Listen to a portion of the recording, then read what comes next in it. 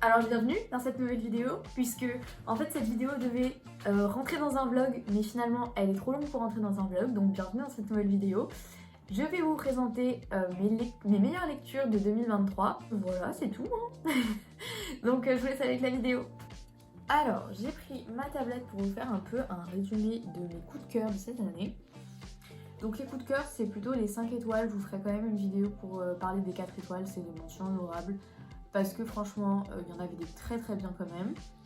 Donc le premier, c'est les liens du sang. Les liens du sang, effectivement. Les liens du sang, du coup, je vous mettrai une petite photo là.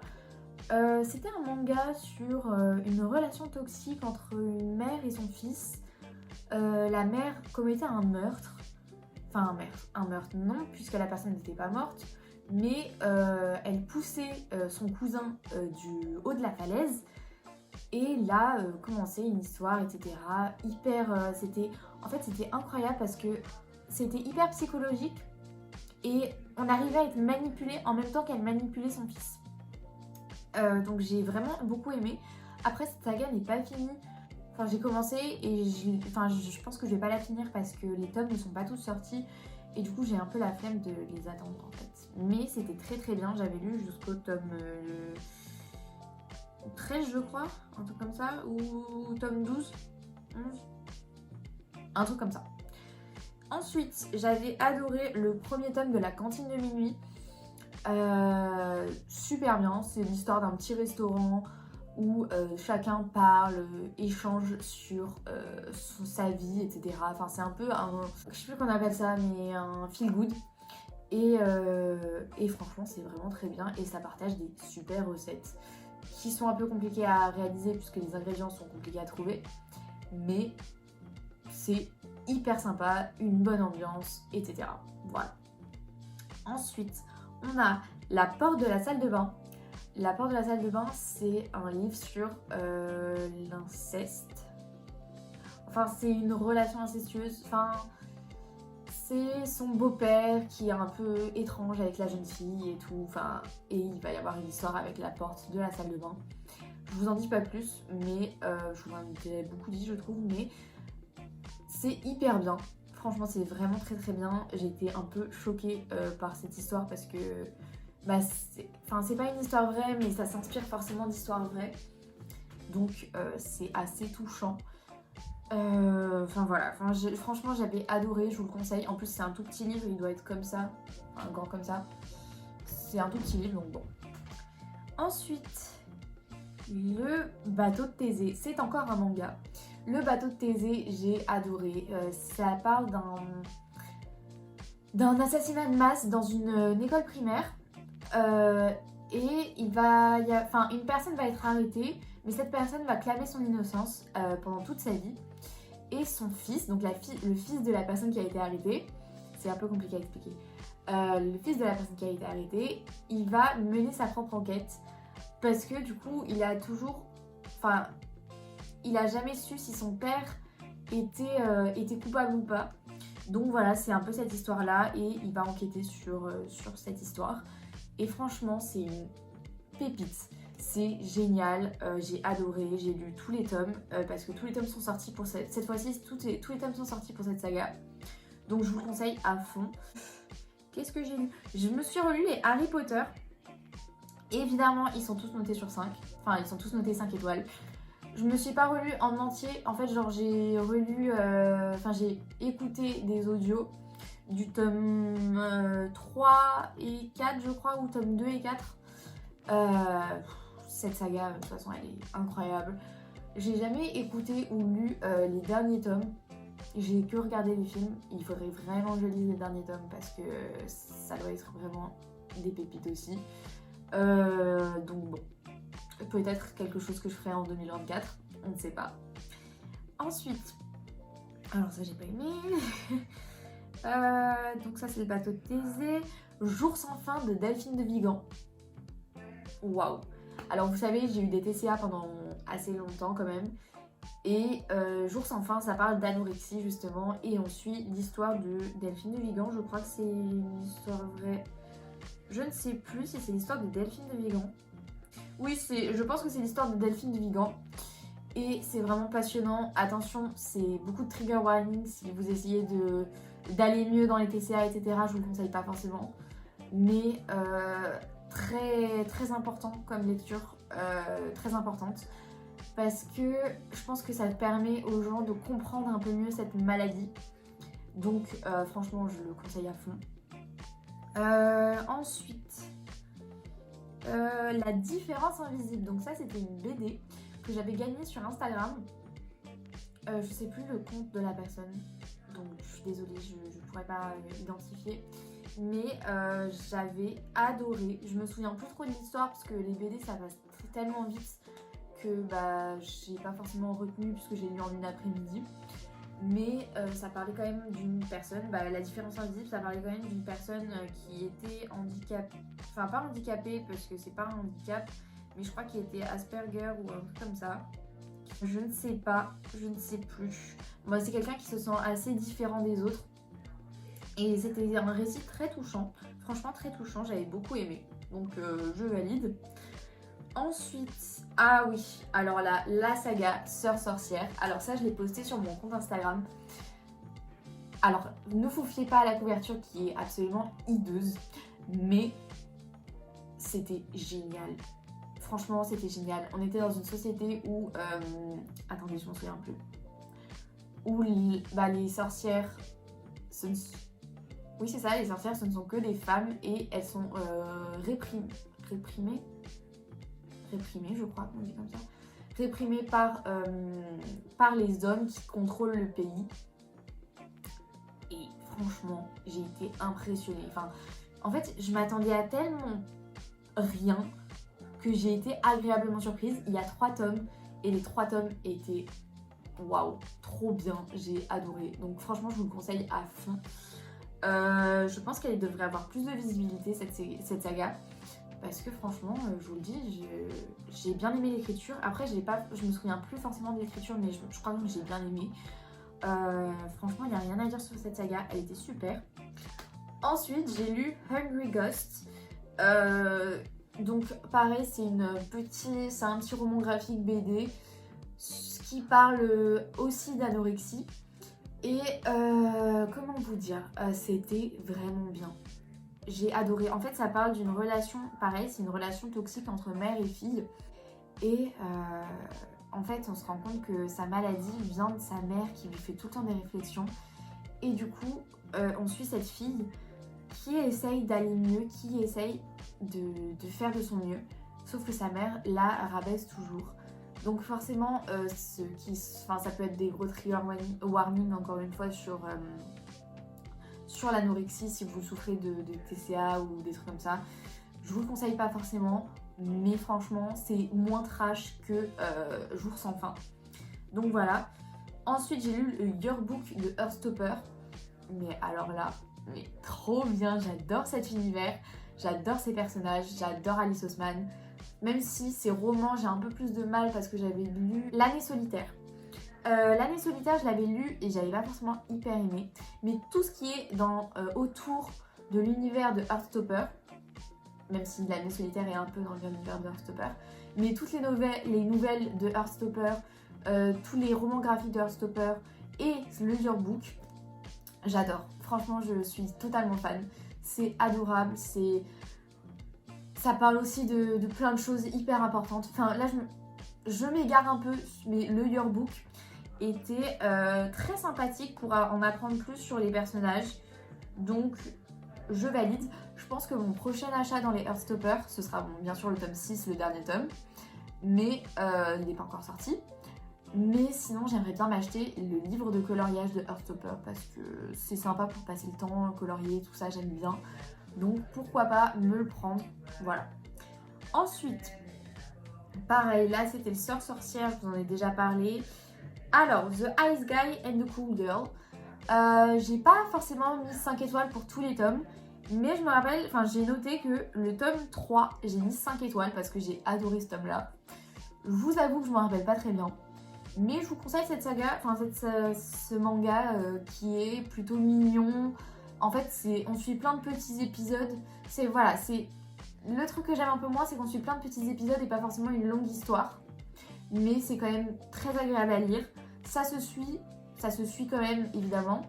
Mais ouais, voilà, j'aime beaucoup, c'est très sympa. C'est l'histoire c'est une romance entre le descendant de la Femme des Neiges et une humaine. Et ils vivent dans la vie normale, ils vont au bureau, etc. Enfin, c'est très mignon. Ensuite, il y a Les Cahiers d'Esther de Riyad Sattouf. Évidemment, j'étais obligée de le caser.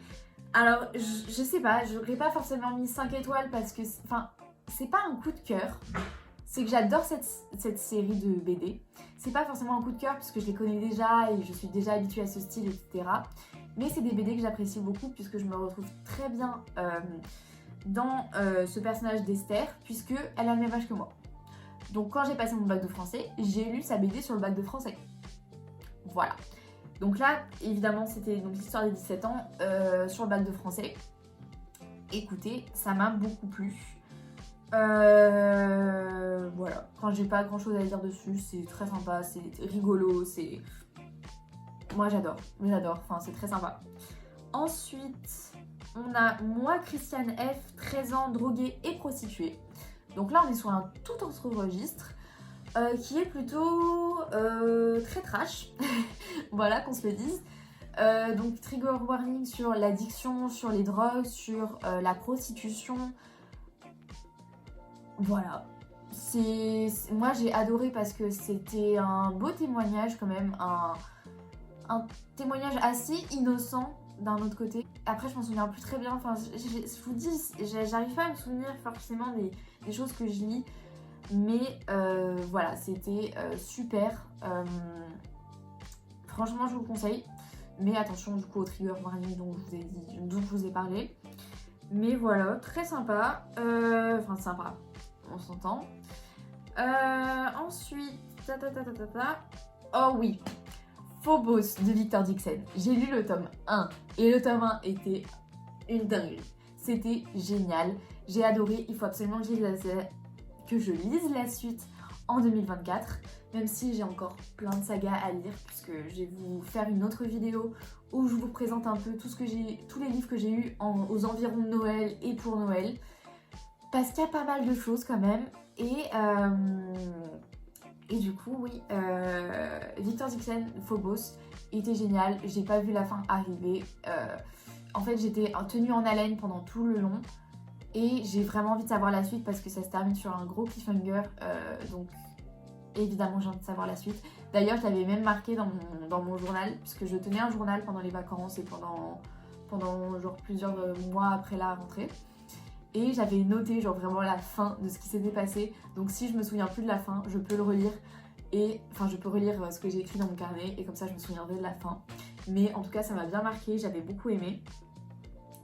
Ensuite, on a Adieu Birkenau, donc c'est une BD qui parle de la vie de Gilène Kolinka qui est une survivante d'Auschwitz. Enfin d'Auschwitz, camp de concentration et non d'extermination, évidemment. Hyper touchant, d'ailleurs je l'ai prêté à 2 de mes amies là, d'ailleurs elles viennent de me le rendre. Elles ont adoré et moi aussi j'ai adoré, c'est très touchant, j'aime bien ce chevauchement des temps.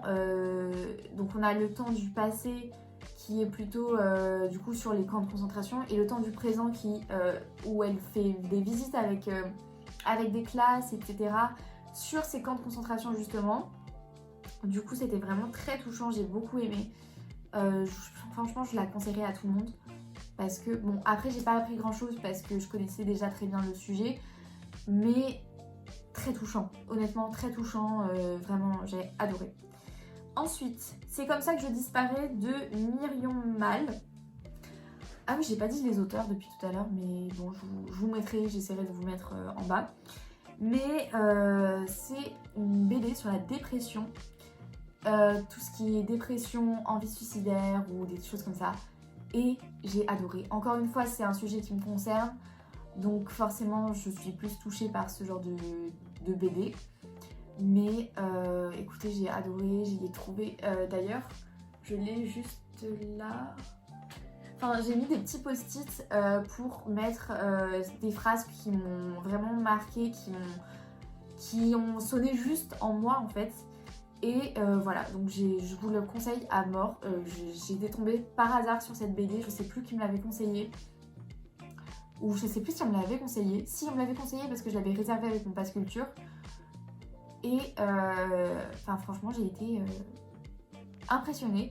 Seul problème c'est que la couverture elle a des couleurs. Sauf que à l'intérieur c'est en noir et blanc, donc j'étais un peu déçue sur le style graphique. Mais sinon j'ai adoré puisque je l'avais pas feuilleté avant. Mais ça c'est mon problème, hein, c'est comme ça. Ensuite on passe à Adabana. Est-ce que je l'ai lu cette année? Apparemment j'ai lu cette année. Adabana qui est un manga hyper trash. Je vous préviens, il y a des scènes de viol, des scènes d'abus sexuels. Il y a... Ouais, voilà, à peu près. C'est très trash. Donc je vous le conseille pas forcément si vous êtes jeune. Moi j'ai 18 ans. Je me considère pas si jeune que ça. Après je sais qu'il y a des gens qui vont penser que je suis trop jeune pour lire ça, mais bon. Voilà. C'est un autre débat. Moi je l'ai noté 5 étoiles parce que franchement j'ai adoré. C'est très percutant, il y a des rebondissements à chaque tome et tout ça. Enfin, vraiment j'ai adoré. Après je m'en souviens pas forcément parce que pareil je l'ai lu en une après-midi, un truc comme ça. Donc vraiment hyper bien. Ensuite il y a le tome 5 de Heartstopper que j'ai lu, enfin que j'ai eu à Noël et que j'ai lu le jour après Noël, le 26 ou le 25. Non, j'ai lu le 25. Donc j'ai lu le jour de Noël. Non, j'ai lu le jour de Noël. Hyper bien. Pareil, ça parle de sujets encore une fois très importants comme dans tous les Heartstopper. Là, ça parle de la première fois et j'aurais vraiment aimé le lire avant ma première fois parce que ça t'apprend à savoir comment tu es prêt, comment en parler avec la personne avec qui tu es, comment aborder ce thème-là qui est quand même un sujet très important. Donc j'aurais vraiment aimé le savoir avant. Ensuite, je vous ai gardé ça pour la fin parce que j'ai adoré et que j'en ai parlé partout. Je suis désolée, il y a un reflet dans mes lunettes, mais bon. Donc, c'est bien sûr Un palais d'épines et de roses. Donc j'ai lu le tome 1, le tome 2 et je suis en train de lire le tome 3. Et j'ai eu d'autres tomes à Noël. Je vous les présenterai plus tard. Mais... c'était incroyable. Franchement, j'ai adoré. Le tome 1 était très bien, mais le tome 2, mais c'était encore mieux. C'était vraiment incroyable. Je peux pas trop vous faire de résumé. Je vous laisserai peut-être un résumé sur le côté. Mais parce que en fait, le tome 1 parle d'une chose et le tome 2 parle d'une chose assez différente qui pourrait vous spoiler le tome 1. Donc voilà, mais c'est... J'ai pas les mots pour décrire cette série, cette saga, c'est tellement bien. Donc il y a le tome 1, moi j'ai lu le tome 1, tome 2, je suis en train de lire le tome 3, il y a le tome 3.5 et il y a le tome 4. Le tome 3.5 il est plus petit, à peu près tous les tomes font à peu près 600-700 pages. Le tome 3.5 il fait 300 pages, donc voilà, il est très petit par rapport aux autres.